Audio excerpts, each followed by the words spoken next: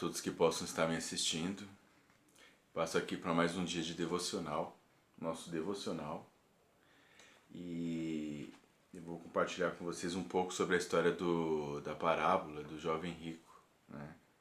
Perdão, do jovem rico não, do filho pródigo e sobre vitória em uma terra longínqua. Vamos lá. E Jesus disse ainda: um homem tinha 2 filhos. Certo dia, o mais moço disse ao pai: Pai, quero agora a minha parte da herança. E o pai repartiu os bens entre os 2. Poucos dias depois, o filho mais moço ajuntou tudo o que era seu e partiu para outro país. Ali viveu a vida cheia de pecado e desperdiçou toda a herança que havia recebido. Depois de gastar tudo, houve um grande problema financeiro que o abalou quando houve uma grande fome naquele país e ele começou a passar necessidade. Então procurou um dos moradores daquela terra e pediu ajuda. Este mandou o moço para sua fazenda a fim de tratar dos porcos. Ali, com fome, ele tinha vontade de comer o que os porcos comiam, mas nem isso lhe davam. Caindo em si, pensou: quantos trabalhadores de meu pai têm comida de sobra e eu estou aqui morrendo de fome? Vou voltar para a casa de meu pai e dizer: Pai, pequei contra Deus e contra o Senhor. Não mereço mais ser seu filho. Aceite-me como um de seus trabalhadores. Então saiu dali e voltou para a casa do pai. Lucas 15, do 11 ao 20. A história que acabamos de transcrever é considerada a mais linda história do mundo. Há nela muitas coisas que se destacam na narrativa de um jovem que se perdeu. Como aconteceu isto? Ele se encaminhou para um país distante. A parábola é um espelho que reflete a nossa própria imagem. Você pode realmente ver-se nesse espelho. Não era um jovem tão mau pelo fato de deixar o lar. Todos nós precisamos deixar o ninho. Mas ele fez mais do que isto. Ele disse: Pai, quero agora a minha parte da herança. Sob a lei e a tradição hebraica, mais tarde ele receberia a parte da herança que lhe pertencia. Mas podemos ler os seus pensamentos. Por que esperar até mais tarde? Quero gozar a vida agora. É sempre mais fácil pegar o dinheiro do velho do que trabalhar para ganhar. O moço queria os prazeres que a herança lhe podia oferecer. Desejava estar em um lugar onde ninguém pudesse olhar sobre seus ombros e intrometer-se nos seus negócios, especialmente os seus pais. Ele era um jovem normal no que respeita ao desejo ardente de fama e de popularidade. Aspirava por coisas maiores. Bens materiais eram a sua grande ambição. Bens que pudessem ser transformados em dinheiro e, consequentemente, em prazeres. Assim é que, poucos dias depois, o filho mais moço ajuntou tudo o que era seu e partiu para outro país. Agora ele está andando a caminho da perdição. Peregrinou numa terra longínqua. Há, no entanto, muitas pessoas que, mesmo permanecendo em casa, é como se estivessem indo para um país distante. Qualquer lugar onde o homem se encontre longe de Deus, onde ele tente viver sem Deus, é para sua alma longínquo. Para onde quer que o jovem se encaminhasse, a popularidade o acompanhava, porque ele tinha dinheiro. Grande número de aproveitadores o cercaram e o agradaram. Comiam, bebiam à sua custa. Mas depois que ele gastou tudo, os falsos amigos o abandonaram. Passar necessidade é o destino de qualquer pessoa desregrada. A vida de pecado é dispendiosa. Se não damos ouvidos a Cristo quando Ele nos fala em linguagem de paz e de plenitude, quando não respondemos ao seu amoroso apelo, Deus poderá falar-nos através de experiências de necessidade, de lutas, doença e pobreza. Mas o filho pródigo se reencontrou, caiu em si mesmo. Esta é uma das afirmativas mais poderosas em toda a literatura.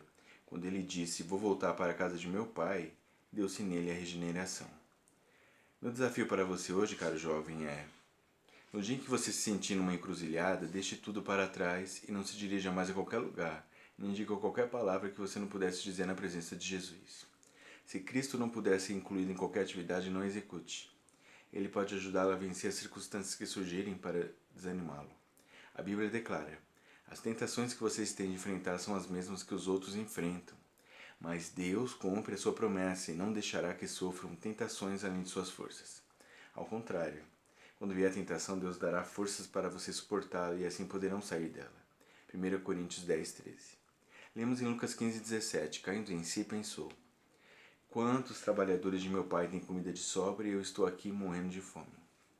Foi um grande dia quando o pródigo caiu em si. Mudou de ideia contra seu pai. Isto é arrependimento. Mudar de ideia contra a Deus é mudar de ideia quanto ao pecado. O arrependimento sincero se manifesta numa vida transformada. A atitude só, porém, não é suficiente. Tem de ser acompanhada de ação. O passo seguinte foi a coragem que levou o moço a voltar. Ele disse: "Vou voltar para a casa de meu pai." Ele tornou-se ele mesmo. Seu pai disse ao irmão mais velho: "Esse seu irmão estava morto e tornou a viver." Somente na vida com Cristo há liberdade de pensamento e libertação de impulsos impuros, de interesses egoístas e de ambições. No momento em que o jovem decidiu "eu quero", foi exatamente quando seu coração voltou-se para Deus. Ele disse: "Vou voltar para casa e confessarei que errei." A Bíblia diz que não há na terra alegria que se iguale à alegria no céu quando um filho pródigo volta ao lar. Cristo pode suprir o que lhe falta hoje. Jamais conheci alguém que não se sentisse jubiloso ao receber a Jesus Cristo como seu Salvador pessoal. E aqui termina o texto de hoje. Bom, texto muito bonito, não há muito o que acrescentar, porque ele já falou por si, já falou tudo aqui que é necessário. Mas você vê como a coisa funciona, como a coisa é terrível. O que representava um filho pedir antecipadamente, antes de seu pai morrer, a parte dele na herança? Que em outras palavras poderia soar e quis soar talvez aí no ouvido do pai. É como se em outras palavras esse jovem estivesse falando: "O senhor está demorando muito para morrer, eu quero viver minha vida, eu quero logo o que é meu, porque se eu for esperar o senhor morrer, eu não vou aproveitar enquanto eu sou jovem. Então dá minha parte logo, que eu quero curtir o mundo, eu quero fazer acontecer." É uma coisa terrível quando você lê nas entrelinhas, né? Quando você vê Jesus ali depois que ressuscitou e apareceu para os seus discípulos, pergunta para Pedro por 3 vezes: "Tu me amas?" E Pedro meio acanhado fala: o senhor sabe, eu te amo." Aí ele fala: "Apacenta minhas ovelhas, apacenta, né?" Enfim. Mas quando você vai para o texto grego é mais rico, porque há 3 palavras gregas usadas aqui, pelo menos no contexto da Bíblia, para amor. Agape, né? Algumas pessoas falam ágape, mas o certo é agape. Agape, que é o amor incondicional, o amor de Deus, é o amor que Deus quer que a gente tenha pelo próximo, o amor incondicional, que não põe condições para amar. Filéu, que é o amor que você tem por consideração que você gosta de alguém. E o eros, que é o amor que um homem sente por uma mulher, esse amor erótico, né? Daí que vem o termo erótico. Pois bem, Jesus pergunta por 2 vezes. Nas 2 primeiras perguntas, Jesus falou: "Pedro, tu me agapeu? Tu me amas?" Ele não respondeu de maneira agapeu, ele respondeu filéu, ou seja, ele traduzindo: "Pedro, tu me amas?" Pedro respondeu: "Eu gosto de você, Jesus." É como se fosse isso. Para pensar no sentido mais profundo que tem, que fica entre linhas, que só quem estuda vai entender, que a gente perde um pouco isso na tradução. Quem lia nos originais, lá no grego, tem uma percepção muito maior. E para pensar, tem coisas muito profundas na Bíblia, né? Como esse aqui do jovem. Em outras palavras, ele estava querendo apressar a morte do pai, porque já que o pai não morre, ele quer o dinheiro. Então tem coisas muito...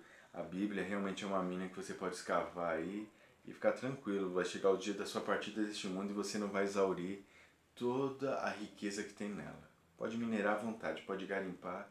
Sempre vai ter riquezas aqui espirituais, sapienciais para a sua vida, para a minha vida, ok? Então ficamos com essa reflexão por esse dia, né? Já estou postando aqui tarde, mas para essa noite, se você ainda está vendo, né? Como costumo dizer, até meia-noite é dia, então ainda estamos dentro do mesmo dia. Esses menos de 10 minutos aqui, pode com certeza trazer alguma coisa, alguma luz aí na sua vida, ok? Então reflita isso, principalmente se você for esse jovem rico, se você estiver afastado da presença do Pai. Volta para a casa do Pai. Volta que Ele está esperando de braços abertos, ok? E todos com Deus e até o próximo vídeo.